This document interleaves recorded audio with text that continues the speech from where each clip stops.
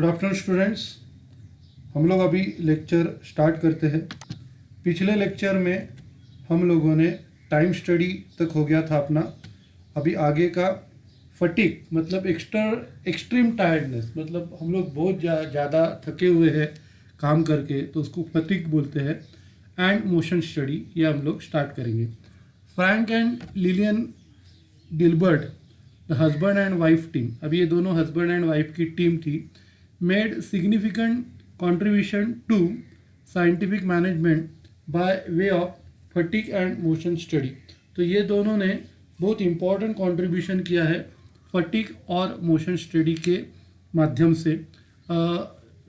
Through fatigue and motion study they were in a position to locate and eliminate unnecessary movement on the job. तो इस movement से वो locate कर पाते थे और उनको स्टॉप करते थे। अननेसेसरी जो अपने मूवमेंट होते हैं उनको वो आइडेंटिफाई करते थे और उनको रोकते थे। According to Gilbert, fatigue and motion were interlinked. तो ये गिलबर्ट के अनुसार ये जो फटीग है मतलब थकना और मोशन हम लोग हिलते हैं, ये एक दूसरे से कनेक्टेड है। Every eliminated motion helps to reduce fatigues. तो अगर हम लोग जो भी मोशन हम लोग ने स्टॉप किया है उसको अगर ना करें तो फटीग कम हो जाता है। यूजिंग मोशन कैमरा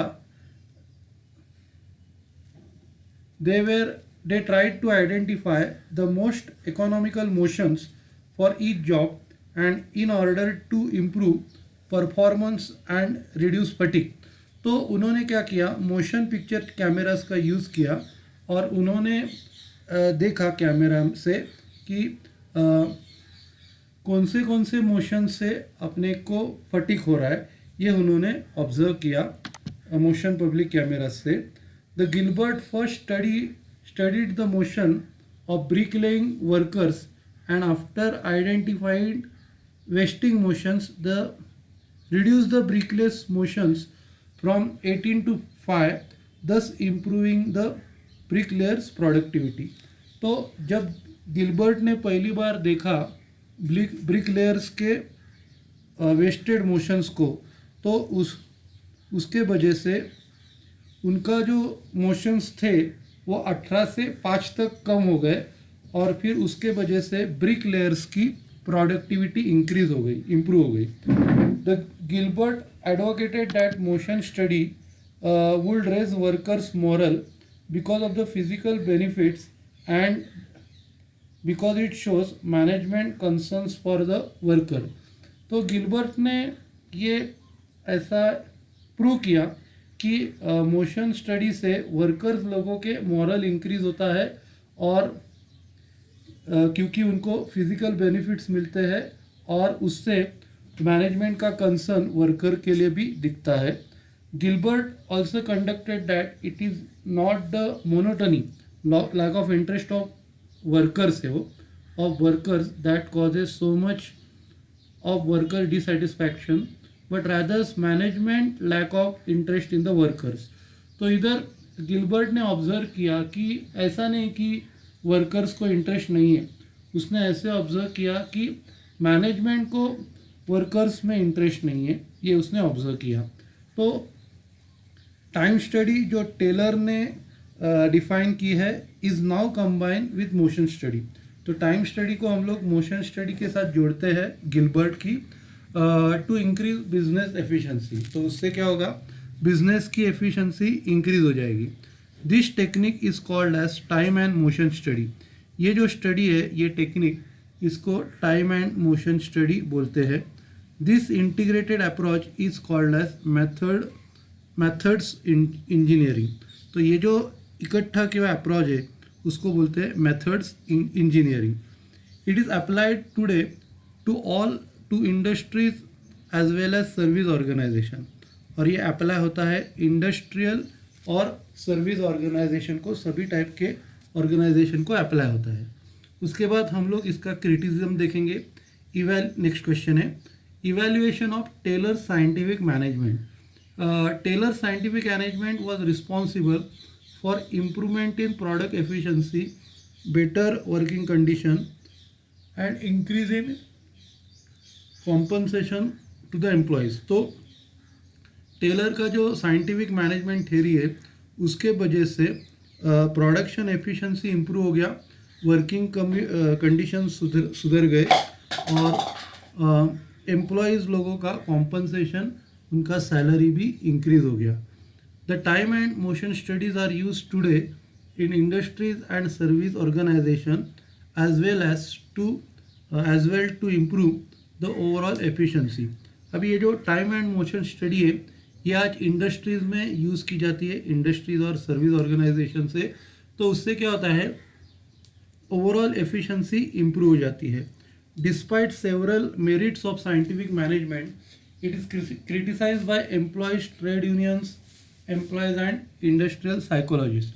तो इतने मेरिट्स होने के बावजूद भी ये जो साइंटिफिक मैनेजमेंट की थ्योरी है उनको एम्प्लॉयज़ ट्रेड यूनियन और एम्प्लॉयर्स और इंडस्ट्रियल साइकोलॉजिस्ट उनमें क्रिटिसिज्म निकालते हैं। वो अभी हम लोग क्रिटिसिज्म देखने वाले हैं। ठीक है, आप क्या करो, इधर तक पढ़ के लो।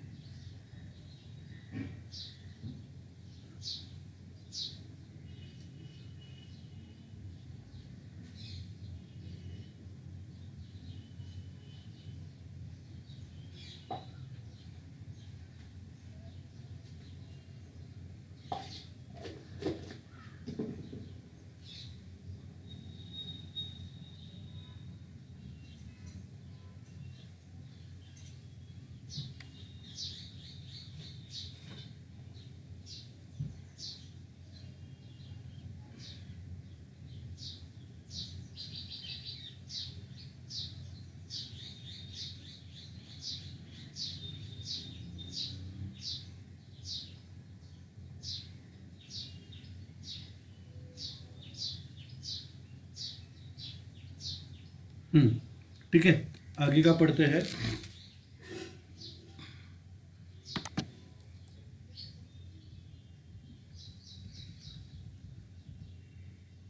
सबसे पहला हम लोग क्रिटिसिज्म देखते हैं एम्प्लॉयज़ की।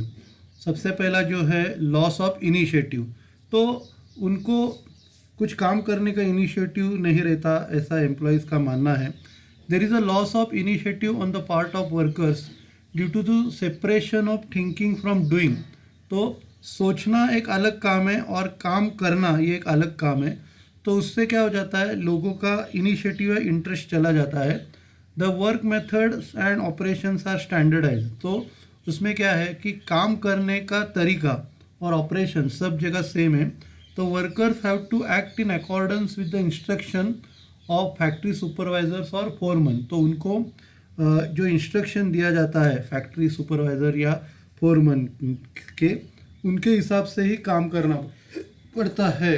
Workers can not take initiative and suggest for better ways of doing work. तो वर्कर्स कुछ सजेशन दे नहीं सकते। However this criticism may be relevant in small organisation. तो ये जो क्रिटिसिज्म है ये छोटे ऑर्गेनाइजेशन में देखे जा सकते हैं, लेकिन बड़े organisation management encourages suggestions from workers. तो बड़े मैनेजमेंट के लोग इनकरेज करते हैं वर्कर्स को सजेशन देने के लिए। Nowadays organisation have adopted the concepts of quality circles, TQM, total quality management, etc., where employees give suggestion to improve productivity. अभी ऑर्गेनाइजेशन ने quality circle, total quality management ऐसे कंसेप्ट अडॉप्ट किए हैं जिधर एम्प्लॉयज़ से सजेशन लिए जाते हैं प्रोडक्टिविटी इम्प्रूव करने के लिए। नेक्स्ट पॉइंट है exploitation of workers. Critics point out that the speed up condition undue pressures on employees to perform work at faster levels. तो critics point out करते हैं कि जो speed up condition है उससे employees को pressure आता है fast काम करने के लिए। Also in many organization the management does not shares the gain of higher productivity with the workers। और बहुत सारे ऑर्गेनाइजेशंस में मैनेजमेंट अपना जो प्रॉफिट है वो वर्कर के साथ शेयर नहीं करते। The worker gets a little or no share of profit. तो वर्कर्स को थोड़ा या कुछ नहीं मिलता। However this criticism is not justified, लेकिन ये क्रिटिसिज्म को हम लोग जस्टिफाइड नहीं करेंगे। In several professional firms employees are getting good facilities such as good working condition, welfare facilities like subsidized canteen, restrooms, recreational facilities, etc. लेकिन ये बहुत सारे प्रोफेशनल फर्म्स में उनको अच्छी फैसिलिटीज़ मिलती है, जैसा वर्किंग कंडीशन अच्छे है, बाद में सब्सिडाइज कैंटीन कम रेट में उनको खाना मिलता है, रेस्ट रूम मिलती है, बाद में रिक्रिएशन फैसिलिटीज़ उनको मिलता है। Companies also provides equity shares to employees under employee stock option plan और employee stock ownership plan। तो उनको शेयर्स भी दिए जाते हैं एम्प्लॉय स्टॉक ऑप्शन प्लान या एम्प्लॉय स्टॉक ओनरशिप प्लान के हिसाब से। एंड सेवरल अदर बेनिफिट, और बहुत सारे बेनिफिट्स उनको मिलते हैं। फिर नेक्स्ट है mechanical approach. Taylor's approach has been criticised as a mechanical approach. उसके अप्रोच को मैकेनिकल अप्रोच करके क्रिटिसाइज किया गया है। Taylor place too much emphasis on the efficiency without considering the human element. उसने बहुत ही एम्फेसिस दिया है एफिशिएंसी को, और उसने ह्यूमन एलिमेंट इन्वॉल्व रहता है वो ये सोचता ही नहीं। Taylor considered as workers as robots. तो टेलर वर्कर्स को रोबोट्स के जैसा ट्रीट करता है।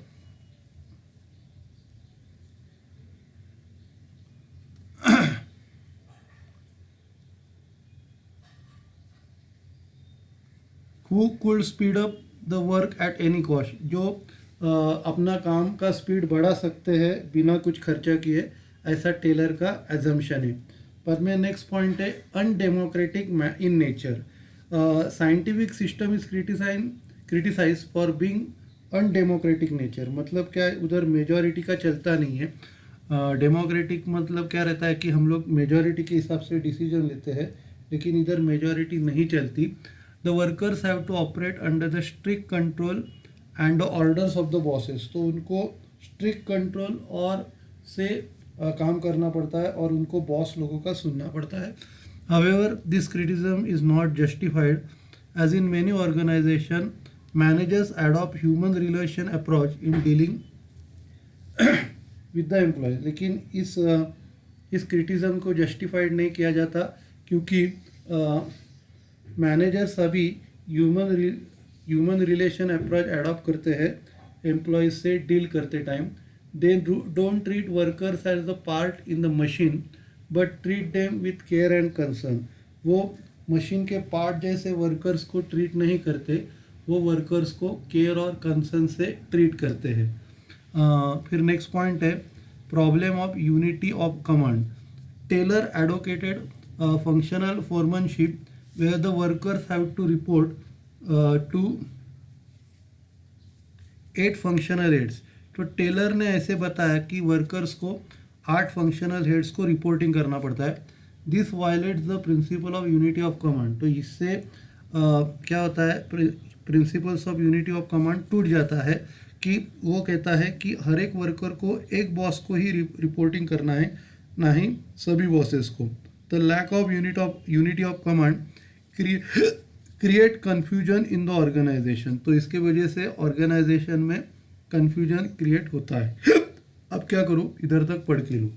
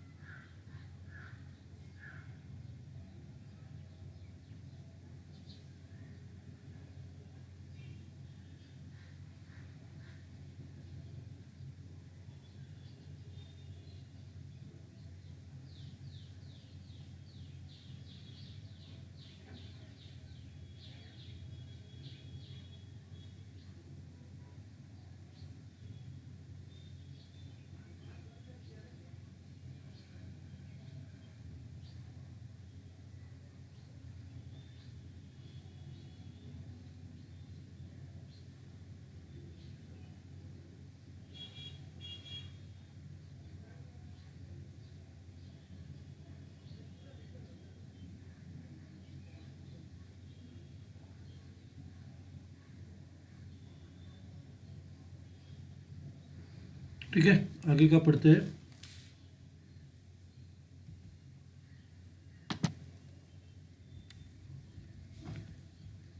Criticism by employers. अभी एम्प्लॉयर्स के क्रिटिसिज्म क्या क्या है? सबसे पहला एक्सपेंसिव है, खर्चा बहुत आता है। Scientific management requires huge funds for installation of tools, equipment and machinery. तो इसके लिए खर्चा बहुत आता है, जैसे टूल्स अपने को लगते हैं, इक्विपमेंट्स लगती है, मशीनरी लगता है। Also lot of funds is required to under time motion and fatigue studies. और बहुत फंड्स लगता है तो ये स्टडी करने, मोशन एंड फटीग का स्टडी करने के लिए बहुत पैसा लगता है। Also separation of planning from doing require separate documents for planning and implementation. तो ये प्लानिंग और इम्प्लीमेंटेशन के लिए बहुत सारा डॉक्यूमेंट्स लगता है। Therefore scientific management becomes expensive specially in the short run. तो शॉर्ट रन के लिए साइंटिफिक मैनेजमेंट बहुत उसके लिए बहुत खर्चा आता है। But this criticism is not justified as scientific management techniques bring lot of benefits in the long run uh, in the form of higher productivity and profitability। लेकिन ये लॉन्ग रन में बहुत फ़ायदा होता है उसका, तो अपना प्रोडक्टिविटी बढ़ता है और प्रॉफिटेबिलिटी भी बढ़ता है। देन नेक्स्ट पॉइंट है not suitable for small firms. तो ये जो है साइंटिफिक थ्योरी, ये छोटे फर्म्स के लिए सुटेबल नहीं है। Due to lack of funds, small concerns cannot afford to introduce the scientific management। तो उनके पास फंड्स का प्रॉब्लम होने के वजह से वो साइंटिफिक मैनेजमेंट इंट्रोड्यूस नहीं कर सकता। However small firms can make use of some of the techniques of scientific management. लेकिन वो कुछ टेक्निक्स यूज़ कर सकती है साइंटिफिक मैनेजमेंट की। Nowadays small funds need not spend lot of funds to implement scientific management technique। आजकल छोटे firms ज़्यादा पैसा उसमें इन्वेस्ट नहीं करते। नेक्स्ट प्रॉब्लम है problem of reorganisation. Scientific management requires the installation of new setup and therefore old से existing setup needs to be replace. तो साइंटिफिक मैनेजमेंट को एक नया सेटअप लगता है और जो पुराना सेटअप है पहले वाला उसको बदलना पड़ता है। During the change over reorganisation the works needs to be suspended. और उस टाइम में हम लोग कुछ काम नहीं कर सकते। देयरफॉर साइंटिफिक मैनेजमेंट में वेस्ट टाइम एटलीस्ट टेम्पररी। तो साइंटिफिक मैनेजमेंट अपना थोड़ा सा टाइम वेस्ट कर सकती है टेम्पररीली। ऑल्सो द वर्कर्स में not easily adjust to new techniques and process of work। कभी कभी वर्कर्स ये नए टेक्निक और प्रोसेस को एडजस्ट भी नहीं होते।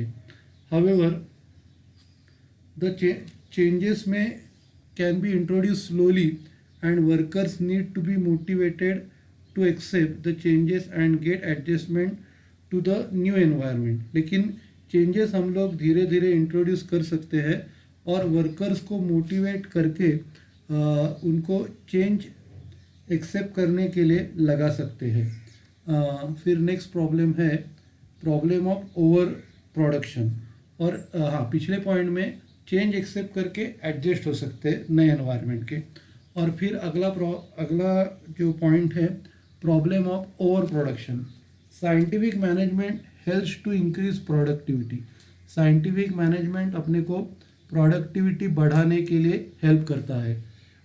Increase in productivity may lead to over production.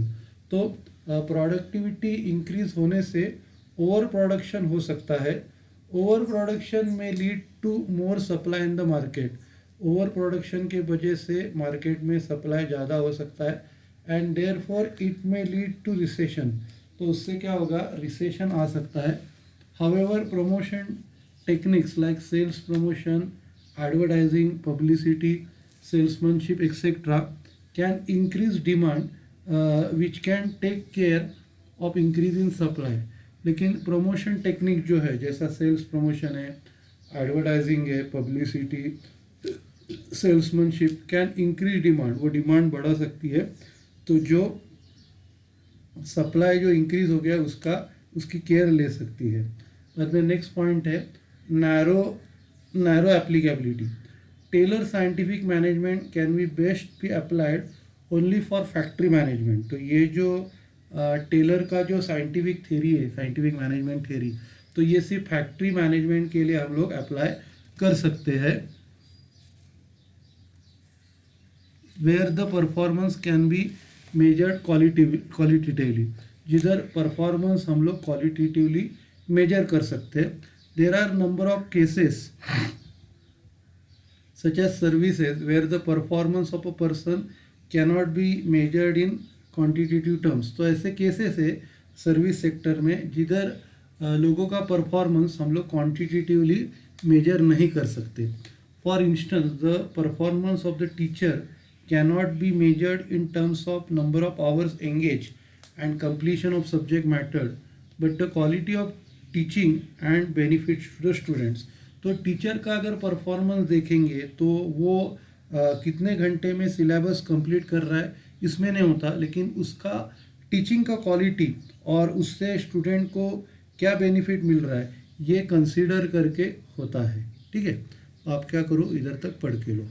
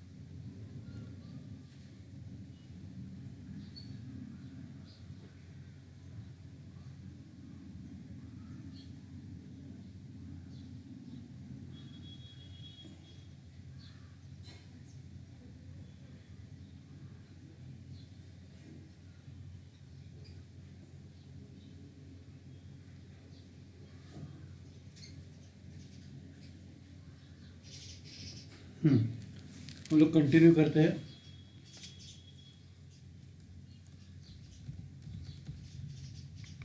Criticism by industrial psychologist. अभी ये 2 पॉइंट कंप्लीट करते हैं और आज का लेक्चर ख़त्म करते हैं। सबसे पहला है फॉल्टी एजम्पशंस।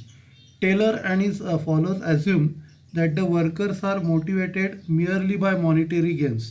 तो टेलर और उसके फॉलोअर्स ने एज्यूम किया है कि वर्कर्स सिर्फ पैसों से मोटिवेट हो जाते हैं, उनको ज़्यादा पैसा देके।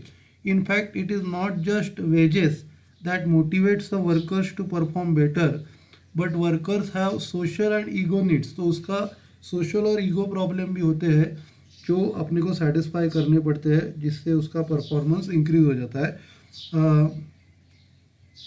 Taylor individualistic approach. Taylor scientific management places too much emphasis on individual performance rather than group performance। तो टेलर का जो साइंटिफिक मैनेजमेंट है वो बहुत ज़्यादा एम्फेसिस देता है इंडिविजुअल परफॉर्मेंस के ऊपर, ग्रुप परफॉर्मेंस से ज़्यादा इंडिविजुअल परफॉर्मेंस के ऊपर कंसंट्रेट करता है। Nowadays the success of an organisation depends only on individual performance, not only on individual performance but also on group performance। अभी जो ऑर्गेनाइजेशन का जो सक्सेस है वो इंडिविजुअल परफॉर्मेंस के ऊपर डिपेंड नहीं करता, लेकिन ग्रुप के परफॉर्मेंस के ऊपर डिपेंड करता है। It is obvious that informal work groups and work teams can be very effective in improving work efficiency as well as job satisfaction. तो उससे क्या होगा कि इनफॉर्मल वर्क ग्रुप और वर्क टीम से ये बहुत इफ़ेक्टिव हो सकती है अपने एफिशिएंसी बढ़ाने में और जॉब सेटिस्फैक्शन में। ठीक है, तो आप इधर तक पढ़ लो ये 2 पॉइंट्स, फिर हम लोग ख़त्म करते हैं।